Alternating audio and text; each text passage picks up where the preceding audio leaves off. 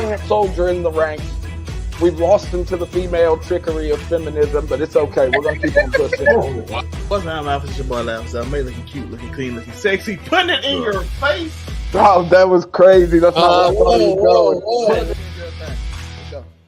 Whoa. I ain't got no problem with dark-skinned girls. I bang them all the time. Wait, hold on. How have you done it, Joe?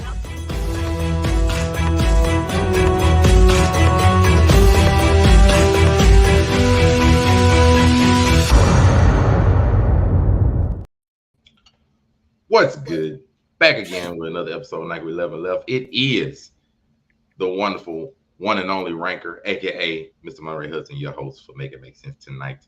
And of course, I cannot have the show alone, even though I could, but I need to be joined by a colorful crew of collective people.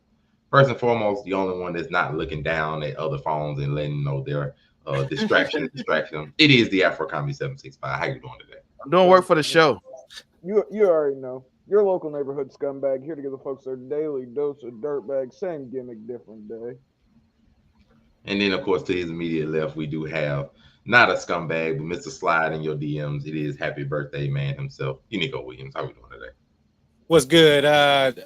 First of all, I'd just like to say, make sure that all that stuff we like and subscribe to this channel. That's why that's what we was looking down at. We doing work, okay? We on the clock sharing the links, man. Also, man, I just want to say happy birthday to the twins, Diana and Dre. Rest in peace, Dre. I love you. We miss you. Call somebody if you need some help. And finally, we have Mr. Blasphemy under his name. How we doing today? Listen, I heard somebody this week take the worst take I've ever heard in my life. Listen, I will take any take I've heard this year. Women deserve way more than Cheesecake Factory. I will take that over the take I heard Jeff T take this week. I will take any take you have heard this year.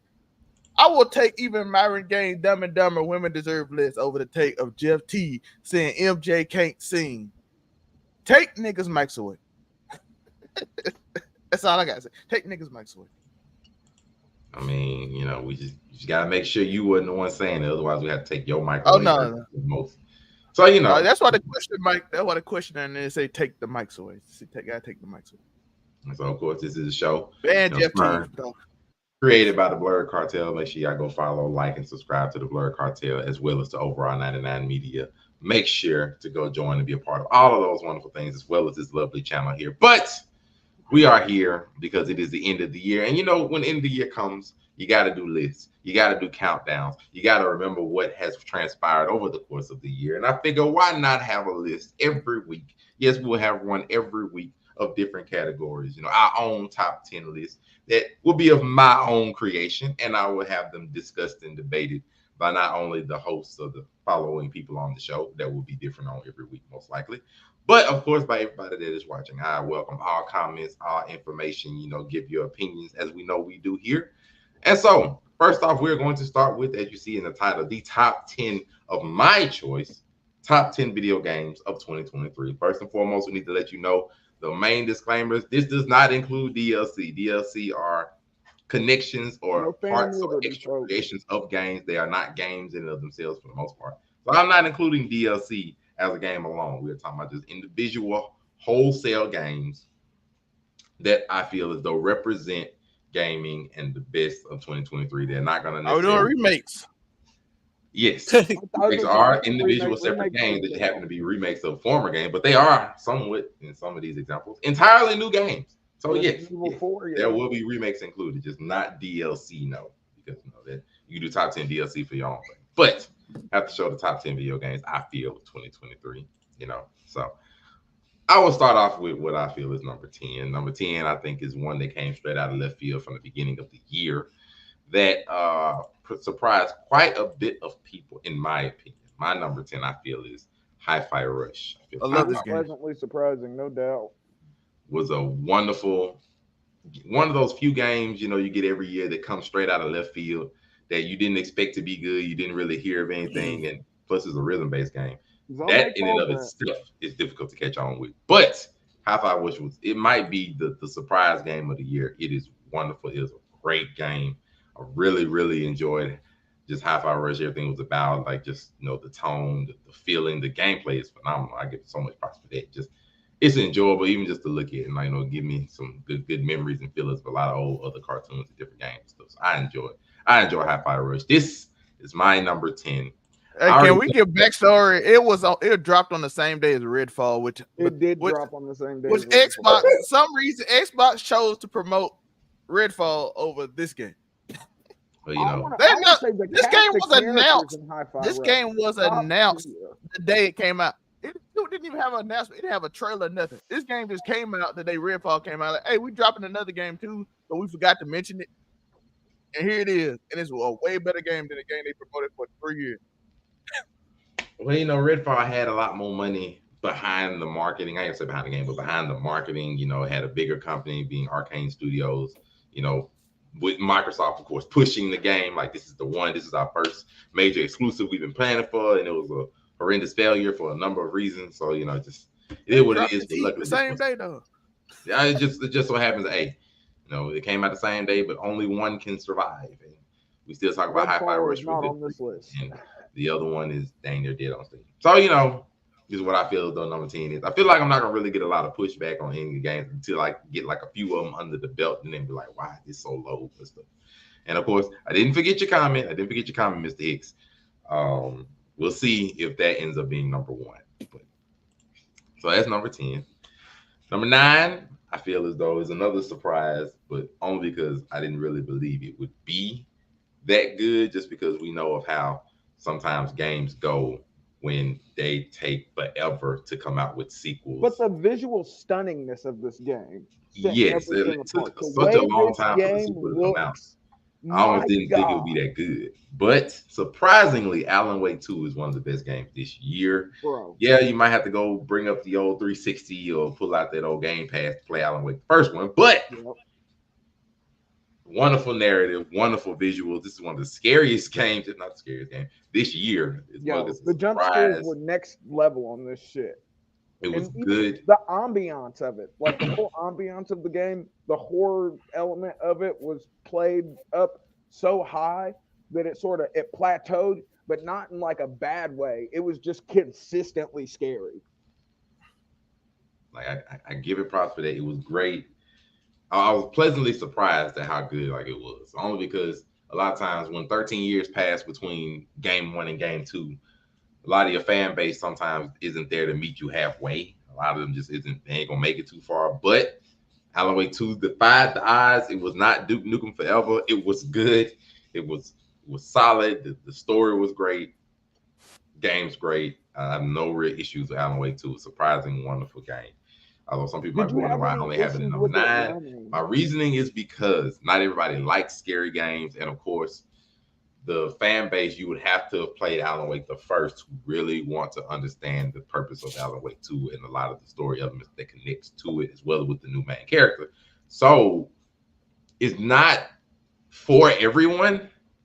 This is what limits it a lot, in my opinion. It's not a game that everybody's just gonna pick up and play. Not to mention, it's not a game everybody can pick up and play if you do not know nothing of the first one to at least some extent.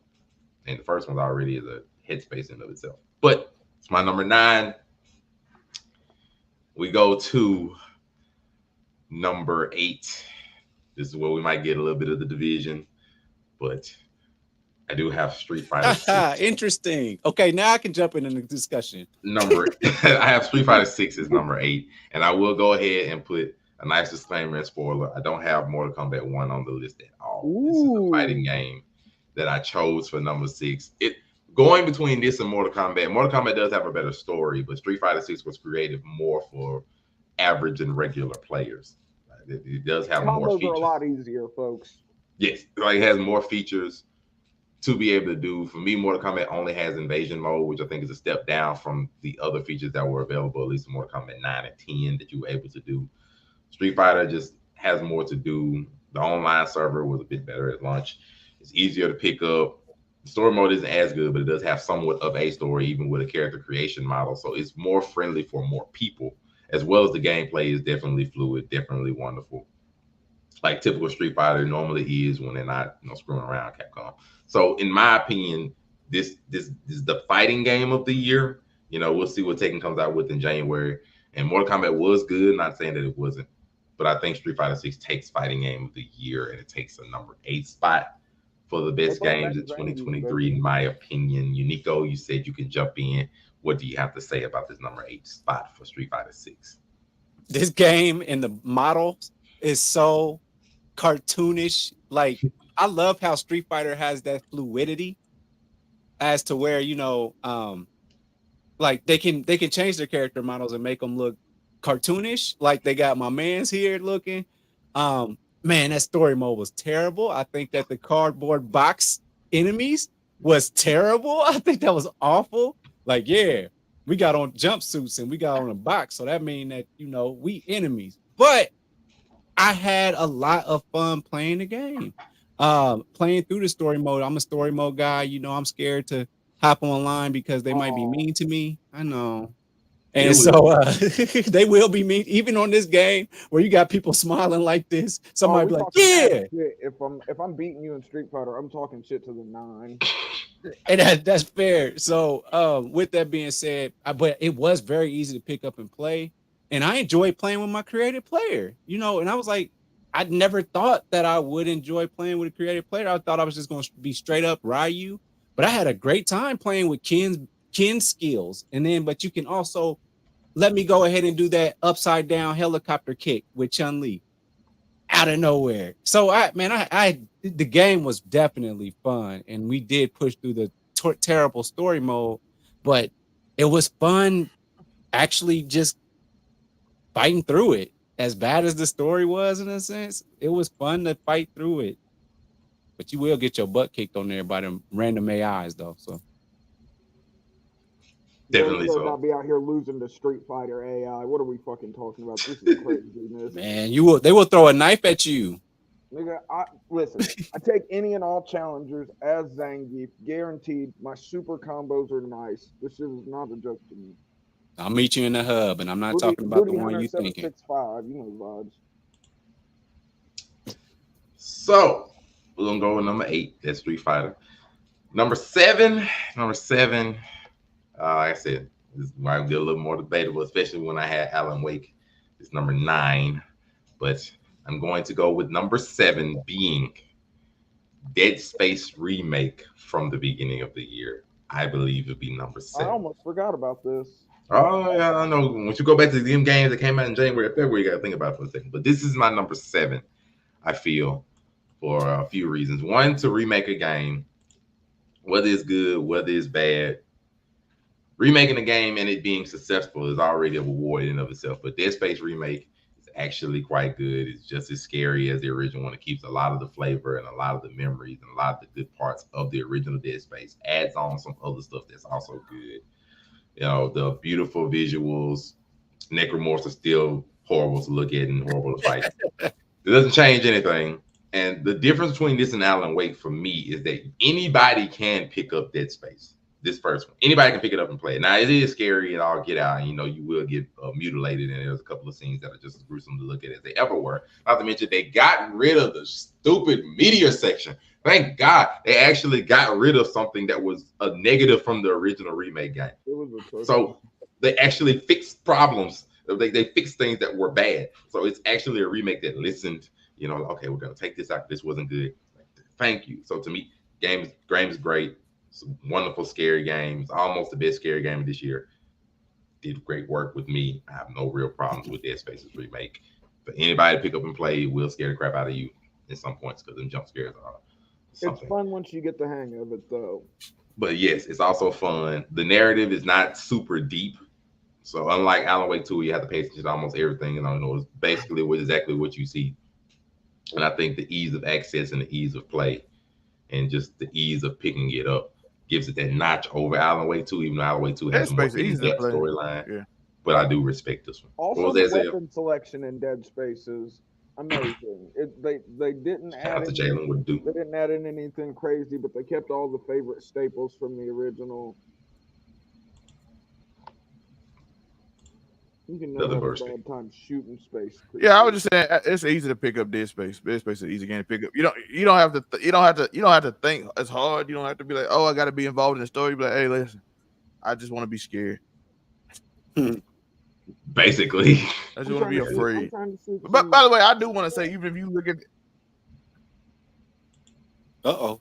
like I said, basically, if you watch this year's in game, it's gonna be games on this in this year that Monte don't even have on this list that are amazing. So, Yeah, I was so gonna say, this I is can a tell They great you- already know. I can game, tell by the you way, because it didn't make the list that might have should have. last year had games that would. It's gonna be games on this list that would have been top 4 last year. They ain't gonna make this list, and I would probably even agree with they shouldn't make this list, and they'd probably be top 4 from last year. It was a great So- beautiful game. That's how good a gaming year this is. Was a good gaming year. Surprisingly, yes. So surprisingly, yes. It's not a lie. It is some games that will be here that will rule last year, but that may not be here, that may not be here again. We will see. And of course, there are going to be some, especially some Nintendo games, because I know it's going to be a very big deficit of those. If Tears There's of going to be some the Kingdom is Nintendo on games here, that will I'm rule gonna last year too. something. But we know how they Oh go. yeah. But Oh yeah. shout out to this. I did say that this was the second best scary game I feel of this year because and we're not talking about the clone of Dead Space to try to come out at the end of last year. We're not talking about that. But no, there was another scary game, another remake that was actually successful, that actually held its own throughout the scrutiny of why would you remake a groundbreaking game? That would be Resident There we Evil go. 4. That I do feel for number 6 best game this year, Resi 4. It also has the ease of just picking it up and playing because Resi 4 is pretty much a restart of certain points in the franchise. You don't need to have played Residents 1, 2, and 3 to understand everything in 4, especially because Leon is not necessarily part like all those. You don't need to do that. When they remade it, they add different camera angles and different things to the game that actually makes it feel like a different game without taking away from the original, which is a hard balance to be able to do. And the game's length is way better than Resi 3 because Resi 3 was really a freaking DLC that they decided to put out for $60, $70 that they know they was wrong for. So Resident Evil 4 is actually a wholesale game. It's actually a wholesale remake that actually does justice to the groundbreaking game that was the original. And it actually has a solid story, not just like a baseline story, but a solid story with Leon that you can go through. I enjoyed it. I think it's really good. I think it's a solid game. You'll get more bang for your buck, quote unquote, than just the regular Dead Space. But the complexity of the game is not nowhere near like the complexity of Alan Wake 2 that you'll need to go back to do. So I think it's the perfect balance of both. And so I think it just not under top 5, but I think it definitely is a solid entry and a solid entry into this year's games. This is my number 6. I will hear any rebuttal or any difference or any commentary for Resi 4. I think it probably could have been higher. It felt better. It felt better than when I played it on GameCube. You know what I'm saying? Like it felt That like was your first mistake. well. Play it on was that PS2 like the rest of us did. Come on. Hey, we ain't Oh, doing GameCube slander now. We ain't I was doing gonna say, GameCube we ain't slander talking now. about the We ain't doing- GameCube version. Don't slander one one of my favorite consoles. That's what I played it on initially. So I mean, but it just felt better. Like especially when it first Yo, came you right. out. and GameCube awesome. that's fair. I just thought it just felt better. Like it's easier to play. Like just all these remakes that have been made, they just feel easier to play. You don't really got a crazy tank control thing going on like they had back in the day. I don't know who thought that was a great idea, but it just felt better. The game felt easier to me. It reminds me of Metal Gear Solid when they made Twin Snakes. That you use the Metal Gear Solid 2, like first person shooter and all that type of stuff. That game and tranquilizer darts and stuff, that made the game feel easier to play than when I first played it. So which in my opinion makes it a good game because it felt better to play. You know what I mean? Gotta love that. And of course, if you are just joining, make sure to like, comment, subscribe, follow the Make It Make Sense, the podcast YouTube channel, and everywhere you see our lovely logo right here. If you are watching, if you are following, if you appreciate the content, we are here. And if you are just catching up, this is the top 10 games, from my opinion, of 2023. If you missed out, number 10 I felt was Hi-Fi Rush. Number 9 was Alan Wake 2. Number 8 was Street Fighter 6. 7 was Dead Space's remake. 6 was Resi 4. That's where we are right now, because now these top 5, this is where it's going to get a little more controversial, because I can definitely tell you my top 5 is going to have some stuff not in the order you thought it would be. So I Don't would say, worry. and this is where some of my bias will definitely come in because it is to me. So this is definitely where some of my bias will be in. I'll just go ahead and tell you this right now. This is where some of my bias will be. So number 5, let's go ahead and take the Band-Aid off. I feel is Hogwarts Legacy. Reason Not bad. I feel Hogwarts Legacy. One, a lot of people have let this game go out of memory. Go ahead and get it out of the way now.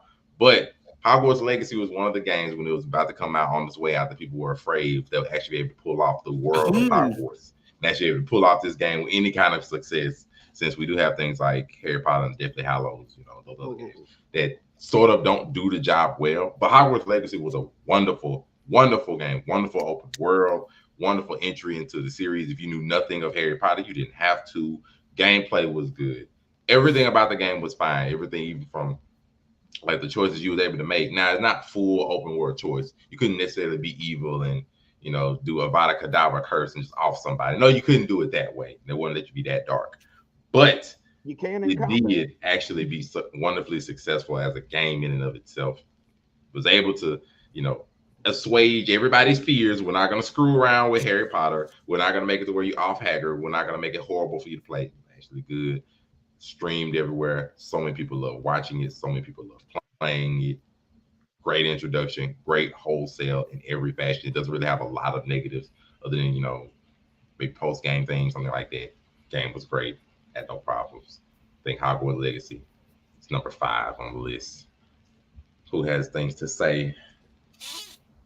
I think you hit the nail on the head. It was a super good. I got to see the rest of it. They made sure to put the game far enough back in time to where you could get certain story hints, and it wasn't like you were gonna irreparably damage the canon. Like, you know what I mean? It was in a place that was good where you could do a lot of stuff. It gave you sort of the Hogwarts student experience. Once you add in like the unforgivable curses and everything, which I mean, they even were smart about that. They gave you the choice whether you made one of your friends use them or whether you decided to use them. We all know that I was definitely using them. There wasn't no way I wasn't going to use the Cruciatus curse. But no, was the ending of the game a little lackluster? Yes, it was. It tried to do so much, and then it was just so bare bones at the end. It was awkward. Yeah, try to rush through it apparently. Other than that, I won't say 10. No, the Puss in Boots movie. Come on now, stop. Nobody even remember what the name of the Puss in Boots movie was. We're not gonna just bash the heck out of a Hogwarts Legacy. Yeah, that's wild behavior at this point. Let's not do that now. I gotta think you may not like the choice, but let's not go crazy. Like it was horrible, please. I think it was a beautiful game visually. My goodness. And you don't have to be a Harry Potter nerd to know what's going on. I had a great time playing this game. As long as I played it. Exactly. It felt good. Felt good too. Yeah, Joe will finish the game and like he'll finish it. I'll be streaming it in 2026. Whenever they come out with Grand Theft Auto 6. I mean, especially considering that Hogwarts Legacy was made by, a company that's not necessarily well known. Shout out to Avalanche Software and of course Warner Brothers who published the game. But like you got to look at Portkey Games. It was not gonna act like they're Bethesda, like Activision. They're not like a hugely well-known company, and they're able to take this job and ran with it. I give them nothing but props. To say it wasn't fun, come on now, like. I ain't gonna say Hogwarts Legacy isn't fun. Like, stop. Let's not do this. They're not the. If it wasn't fun, it wouldn't have sold. I've seen that opinion. There are quite a few people that just didn't. They felt like the fighting was contrived, and you didn't really. It was all meant to be. It was all look and no substance at the end of the day. You know what I mean? I've seen a lot of that talk about Hogwarts Legacy. Like I can't say it's like complicated playing, like it's not complicated gameplay, nothing of that nature. But of course, they wanted to make the gameplay easily accessible to anybody. When I say any and everybody were picking up and playing this game just because like you were a fan of anything. Anybody could pick up and play this. Versus a couple of these next options, anybody cannot pick up and play. But now 3 and 4, I can't lie, I had to struggle with either personal bias Okay. versus like the overall. Here it goes. This is game. okay. Here it So goes. Had to struggle a bit. My number 4 is Final Fantasy 16. That ain't that much of a struggle. Yeah, That was it's not- that's it's not- No. You understand when I tell you what number 3 is. For my personal struggle, not the overall struggle of choice, but my personal struggle, because I love this game. I love. I'm saying that without knowing the other 3 games too, by the way. Yeah, So I love 16. And it was surprising because 16, for anybody that knows the Final Fantasy in history, is a complete departure from basically every other Final Fantasy. It's not Platinum Games was involved in this, which you can clearly see. It's all action, all complete gameplay, like it's Bayonetta and Devil May Cry. Not turn-based, not slow in any way. Even the story is way darker than most of any other story of the series, especially even with the tone, the characters, the entire substance of its story in and of itself. The entire thing is dark. And so it's a complete separation and departure. And they basically took a crack at it, and you're like, you know what? This game works. It worked. So it was a wonderful game. I had no problems, except for the fact that there's like a lack of post-game content, which is not really known as every other Final Fantasy game. Every other Final Fantasy game is known, of course, Square Enix and itself are most of the time known for post-game. And this doesn't really have that. It's once you're done with the story, pretty much done with the game. Especially if you did side quests during it, it's just pretty much finished. So it doesn't have a lot of extra, but it has really good work, really good substance, really good beauty, really good gameplay about the game, especially for them taking on a new direction in it. Wonderful. No real issue with it. I love the game. I love everything about it. Think it's a good number 4. Let's get it. Opinions. I think that time and time again, Final Fantasy have showed us when they decide to go to the darker side of the fantasy spectrum, they do it quite well.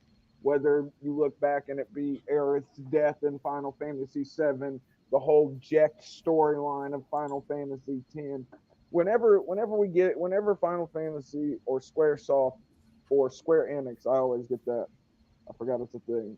But that when they go into this darker side of fantasy, they're always super pinpoint with it. They hit the nail on the head every time. It's good. You can't complain about it. If they did it badly, there'd be something horrible to complain about, but they pretty much nail it whenever they decide to take the time to do it. I have no complaints about Final Fantasy 16. I love Super that game. solid game. This whole like we said at the beginning, folks, this whole year in gaming, I don't know if people just are, I guess hindsight's 2020, but it's been a super solid year in gaming. Have there been Very some much. flops? Yes. But have there been some amazing stuff that'll sit in people's catalogs for the next few years to come? Also, yes. I'm cool with it. This is number 4. And I had to debate because I had to go for either the game that I personally love the most or the game that was slightly higher rated, that is a lot bigger, that I have respect for. And so I will say that number 3 is going to be Legend of Zelda, God. Tears of the Kingdom. I don't really have much of a choice but to rank this high. The game was great. The game was awesome, especially considering that they put this thing on the Switch. But the game was great. The game was awesome. The game is massive. It added everything on top of the game of the year that was Legend of Zelda Breath of the Wild. It had everything on top of that except that you expanded the gameplay. Now the story, I'm gonna be real. Oh, there we go. I don't really know much for stories. I'm not gonna act like the story's groundbreakingly amazing. I'm not finna go nowhere. I'm glad you're admitting. I'm not finna do that. That's why it's not gonna be nowhere near 1 or 2. I'm not gonna act like the story is amazing. But to be fair, and people can be real with themselves, you don't play Zelda for the story. You play Zelda for the gameplay, for the shock value, and the other stuff. You do not play it for stories. Because the story is as convoluted as There was one story. It was just boring. The story was boring, folks. Like, you don't do that. It just was. 5. I can't do 5. I can't do 5. Like, Yeah, my bad. Hold on. I had a top 10 list. This would definitely have been lower. I'm not gonna lie. But I respect it, and I honor what the game has done. It's too big and too successful and too overall rated and good for me. I'm waiting to see what your 1 and 2 are. 1 and 2 should be obvious. It's just which one is 1 and which one is 2. 1 and 2 should be obvious. Give me. I don't know.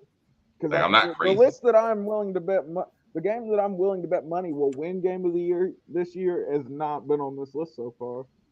Well, we got 2 spots left. You know how that goes. just a second. I mean, you know, like I respect it. One of them gonna I be like showing Monte Bass, and the other one is just obviously the game of the year. So I don't know. So, we know who the top two is. One of them is really game of the year, and one of them is Monte Sony Bass. Yeah, we'll That's see. your opinion. I'm waiting to Okay, see. 9 I think is wild. You know, 9 is wild for this guy. Bruh, There's not 8 other games better than Tears of the Kingdom from 2023. There's not 8 of them better. Like, I can't go that far. Like BMT, shout out to BMT who might be on here shortly. If you want to drop down to 5, I'm not even mad at 5. I won't even be mad at 5 just out of personal love for Final Fantasy 16. I won't say that. But so number 2, you know, we're gonna get the backlash. That's fine, and you know, we're gonna get the argument because this is the one that they say is game of the year. I don't agree, even though I do think it's a wonderfully rated, wonderful game in and of itself, and that is, of course, Baldur's Gate 3. Okay, You already know how game of the right here.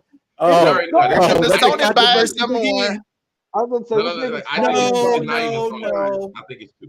I think it's 2. Here come I think that's a real. Here come the Sony Bass number one. No. My reasoning has nothing to do with Sony. My reason, one, Baldur's Gate 3, it's a wonderful game. It's the epitome of the series. It's amazing. The game's massive. The game is Don't fuck a crazy, dragon, especially folks. with all the everybody flirting with each other. The game is insanity almost, like just how big and how massive and stuff it is. My thing, the game is not for everybody.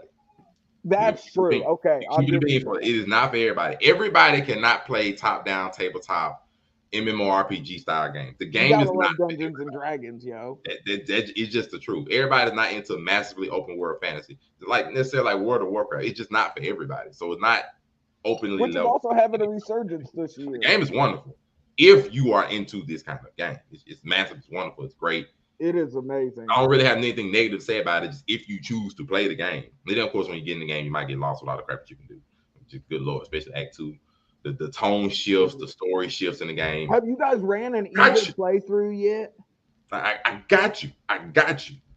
Run an evil That's my next playthrough playthrough, and come back. And this I mean, one- another point, and shout out to Jalen, that is true. PC is another reason. Like, it's not like, you know, it's not everybody don't necessarily have access to it. Because no, let's be real, Well, the no, entire world I hasn't made it think around that's to the having PC. opposite way. I think Everybody's not PC seeing is far more accessible than a console. You How? probably got more people playing. Look at the active user numbers on Baldur's Gate. It's Well, I mean, wild. of course, you're gonna have active user numbers because it's a consecutive game that people are going to stay playing. Of course, it is. But everybody in the world don't have PC. It just don't.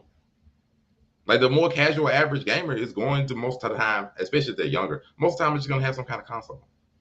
Baldur's Gate coming. But I to wouldn't even Xbox. add in PC. I wouldn't add in PC into it. I was saying like this, it's not the kind of game that everybody's just gonna run up and play. It's not.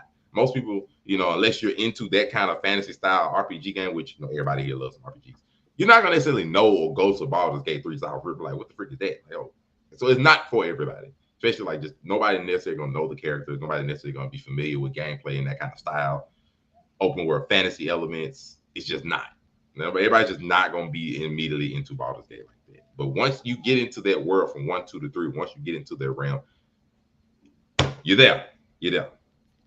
Now, of course, there only is one game, and it is not Sony bias. It's just the argument I have against this being number one doesn't have that problem. Yeah, it does. And that's Spider-Man 2. Like that's Spider-Man 2. The reason I say this is because one, Joe is 100% Sony bias. He don't even have another it's system. not Sony bias. Just to me, it don't have that problem. The game, I have a But when story we is come great. to the actual Like, game just think about it to awards, me. we know Story is what's great. winning game of the year. The gameplay is great.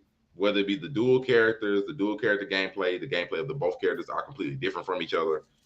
The game's great. The open world is fine. The accuracy of the story is fine. The moments of the game are fine. It doesn't really have the same issues. Not to mention anybody can pick up and play Spider-Man. Not to mention most people know who Spider-Man is just off rip. Anybody can pick up and play Spider-Man. Nobody really has an issue with that. The gameplay is relatively easy enough to be able to catch on, but it has enough challenge to where even people are giving it credit because the game is easy. Just like, Super Mario, like for example, it's just like, we can look at it, we can actually play this. We can actually focus on this. The seriousness, everything from Black Suit Peter to, you know, stuff with Harry to Miles Morales being a newer-ish character that people may not necessarily know from the mythos. Everything about the game is wonderful. Like, it's not really a negative about the game, even just entry of play. The only real negative you can say is that the same thing I would say for PC, where everybody doesn't have a PC. Not everybody necessarily has a PlayStation, which I respect and understand it. But that's why I didn't want to use that argument against Baldur's Gate. It was more of the type of game that is. Nobody's ever going to have a problem with this game, even from the tutorial. It's just like, let's go run around and Sandman and fly through buildings. Like I think that's it's a not problem with really a a lot of these negative about the games, game. I can say. To me, this is number one. Debates. Baldur's Gate 3 fans. I mean, at the end of the day, it's gonna win. 3-1. Not to me, but it is what it is. Saying, like I like. By the way, I want to shout out a bunch of games that's really fun that didn't make the list. I don't know if it just came out. Persona 5 Tactics is a fun game that made the list. It didn't make the list because it just came out, so most people don't know. Yeah, Wild Heart is a fun game, but it don't deserve to be on this list. Starfield, people can argue will be on this list, but it's an RPG fanboy thing. I can't do it. I can't do it. Remnants 2. Remnants 2 is an amazing game. If y'all ain't played that, don't forget Remnants 2. Atomic Heart, another amazing game that came out that didn't make the list. Super Mario Wonders, another game that made the list. Listen, these games that didn't make the list, they could have been top 4 last year. I almost put Wonder, but I couldn't do it. These are games that could have made the list last year, and could have been top 5 last year, and didn't even make this list. I'm just saying that. I'm just saying they could have made top 5 last year. To piggyback off of Zelmay, I agree with the Mario statement. Also, Diablo 4, it was a big deal for a while. So that was that's an honorable mention, I would say. And then the Sonic game. I think that the Sonic Classic that's what it was. Sonic Superstars. I'm sorry. That was a fun game from what I've seen and what I've watched. I watched gameplay. It looks like a real fun game to play. Classic vintage Sonic. So that seemed like something that just an honorable mention of some other good games. That's all. Armored Core didn't make this list, by the way. Armored Core was honorable mention. Yeah, Armored Core not making the list is crazy. It was. Armored Core 6 delivered exactly what they said. We're gonna give you big robots shooting the shit out of each other. You know what it delivered? Big ass robots shooting the shit out of each other. Yes, Armored Core 6 is. And Citizen Sleeper is a very my top 2 favorite developers. I do admit that. Yes. And Citizen Sleeper is that game is amazing, but nobody played it. Lethal Company. Lethal Company? I guess not. Indie games are a thing, folks. Remember that. I mean, I wouldn't give shout out to plenty. I can give shout out to Metal Gear Solid classics or collection rather. I mean, that's beautiful. Metal Gear Solid. They're not remakes, but it's nice to have them on current gen or next gen, if you will. But it was a shout out to Texas Chainsaw Massacre for the month that it was popular. Armored Core 6, like we said, great. Shout out to Diablo 4 before Blizzard got too greedy. Yeah, it's quite a few that was still really good. Hell, like they just got way too greedy, and that was dragged it down. I mean, like I said, I didn't include DLC. I would have said, of course, Cyberpunk 2077, Phantom Liberty. I would have, of course, put that on there, but I did not include DLC. So I didn't want to ignore that. That is a great DLC. I just wasn't going to ignore it. If this was a DLC list, it would have been DLC of the year because it added so much. It added a whole new part to the city. Like it's essentially a different game. Exactly. Like if I was Cyberpunk for figuring out how to revive a game that everybody hated and thought was dead, and nobody thought you could do it no more. Followed by the fire, and they patched all the problems. I mean, you gave Persona game. I gave Persona 4 Golden if they remastered that as well. I love that too. But they did it too many times. Persona 5 Tactics out here. That's a fun game, but I know most people, a lot of people ain't played it yet. But Persona 5 Tactics is a fun game. And we have to do the sign off for this year, because we already have new games on the horizon. Rockstar is going to be trending on Tuesday, if you're not aware, because they will be dropping the Grand Theft Auto. I ain't gonna say 6 because they never said 6. We're just the next Grand Theft Auto game. The trailer will be released on Tuesday, and of course, you have the video game. It's a mobile game. Plenty of announcements next week as well. So next week, of course, tune into the show. We will be going over all the video game announcements over the course of that week. It's gonna be a wild week in gaming. Oh boy, can I imagine Grand Theft? I want Grand Theft Auto San Andreas too. I don't even care about 6, but it is what it is. We'll take whatever we can get Grand Theft Auto wise, so long as Rockstar hasn't gotten too greedy and still give us wonderful product without trying to bleed our pockets. They're gonna pull a Blizzard. Yeah, please don't do that, Rockstar. Even though I don't expect this game to be anywhere near 3 years from now, but you know what? We'll see how it is. It and Elder Scrolls 6 coming out on the same day. Right. They've been planning this for 12 years together. And the internet would be broken because both of them updates would be massive, and then the online would be broken on day 1. So you know how that goes. But of course, this was the top 10 video games of 2023, at least according to me. It was. If you missed it or need to know a fresh recap, it is Hi-Fi Rush at 10, Alan Wake 2 at 9, Street Fighter 6 at 8, Dead Space is sitting up here at 7, the remake at least. Of course, another remake, Resident Evil 4, is at 6, Hogwarts Legacy at 5, and I do have Final Fantasy 16 at 4. Legend of Zelda Tears of the Kingdom at 3, Baldur's Gate 3 at number 2, and of course Spider-Man number 1. Those are my top 10, what I feel those best 10 games of this year. Of course, the order and of course your additions or subtractions are all welcome and warranted. If you appreciate what you're watching, please make sure go to the YouTube, Make It Make Sense the podcast. Look for this lovely insignia. This is me. This is where we are here every Saturday, going through the trending topics of the week, going through the craziness around the world, and going through the fun stuff like this here. Going to be counting down every way of the year. Next week, we'll have another top 10 countdown going all the way to the last Saturday of this month. We will actually count down the top 10 trending topics of the year. You'll be surprised at how much we have already forgotten. It's going to be crazy. So make sure to tune in every week. Make sure to subscribe. Make sure to get a look. Don't forget Atomic Heart too. Atomic Heart is a very underrated Russian game. The main character is very lackluster and generic. But of course, that's our show for the evening. Remember, like, comment, subscribe, do all that fun stuff. Hit the notification bell. Let you know when we go live. And of course, we'll introduce ourselves and where you can find us separately. Zell with the bad opinions. MJ can't sing is blasphemy. Where can they find you so they can remove your mic? No, we need to discuss this. Jeff T said MJ can't sing. He sing on the same level as Drake, and that this how you know this comparison is bad. Monte trying to ignore it because this is foolishness. But I need to talk about this.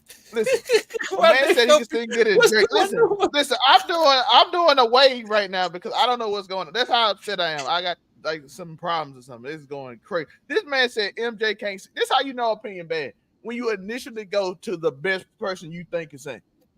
Like that man said, literally, MJ can't sing like that. He can't sing like Whitney Houston. Okay, let's compare Michael Jackson to the greatest singer of all time and the one person he probably might not be. And that's the only one you had. You didn't say Giveon. You didn't say anybody else. You didn't say SZA. You just said the greatest singer you could think of. That's how you know comparison. But that's like saying LeBron James not good because I like Michael Jordan. That is crazy. Take niggas' mics away. Take Jeff T. mic away. I need a petition. So of course. And where can they find you, Zell, if they agree or disagree? I'll be that news overall 99 media defending Michael Jackson. I'll even defend bad takes over this. This is horrible. The world is ending. Overall 99 media, find us so we can talk about movies and films and TV shows. We got a bunch of stuff. Shout out to Unico Williams. He dropping 2 videos real soon. We did our power review last night. Very fun show. People really enjoyed it. We almost got many likes as everybody that watched the video, which has never happened, but that was a good show. So, I appreciate that. That's rare, bro. People never attempt to just go on and just do it, but you got likes, man. And of course, since he brought in Unico Williams, what you dropping, Unico Williams? Hey, what's good, everybody? Do you hear me with Unico Williams? UNIQO Williams on YouTube, and I definitely want to go with saying that I wish that I was in 5th or 6th grade this year, because then I'd have time for all this. Because I could do things, you know what I'm saying? But as an adult, it's a little bit harder to sit and play games the way that you really want to. But this would have been a really good year to not be having to go to practices and all that type of stuff. So this would have been a great year to come home, get out of school at 2:30 and go straight to the sticks, man. I mean, they even had some Call of Duties for y'all that popped out this year. So it was a lot going on. So it would have been a great year. Great year for gaming. So shout out to 2023. 2024, we'll be talking more Final Fantasy 7. I'm excited. Yeah, that is gonna be one of the ones to start off the year. Final Fantasy VII Part 2. And of February, course, everybody. February. where can they find you, Nico Williams? Oh, UnicoWilliams.com is where you can find all my links. You see the handle down there, and then also Unico Williams on YouTube. That's where you can find me. And we do have the patron saint of degenerates, the Afro Comedy 765. Where can you be found? You already know, at Afro Comedy 765 on all platforms. Of course, on Overall 99 Media, being an Overall 99 scumbag. Fridays on Friday night, you're on the Blerd Cartel. You know the vibe. Something's flagrant. Something's for. As you know, and I am your host, the one and only Monray Hudson. As you see in the little link down there, the little handle right there, everywhere it says Monray Hudson, Facebook, Instagram, TikTok, Threads, you know, as it still exists barely. But of course, you can find me on Make It Make Sense, the podcast, every Saturday, of course, with content coming. You can always find us, wonderful opinions, wonderful place to come and have some fun. Check out what's been happening during the week, the important stuff, the fun stuff, the crazy stuff. We will be here every week. We will have some fun. And make sure y'all tune in next week. Big video game week. Keep a lookout on Twitter. Keep a lookout on YouTube. Keep a lookout for the streams. We will be here. We will be ready. Make sure y'all like, follow, and subscribe to everybody here. We appreciate y'all for tuning in. One and only. We is out. Peace to you all. Remnant 2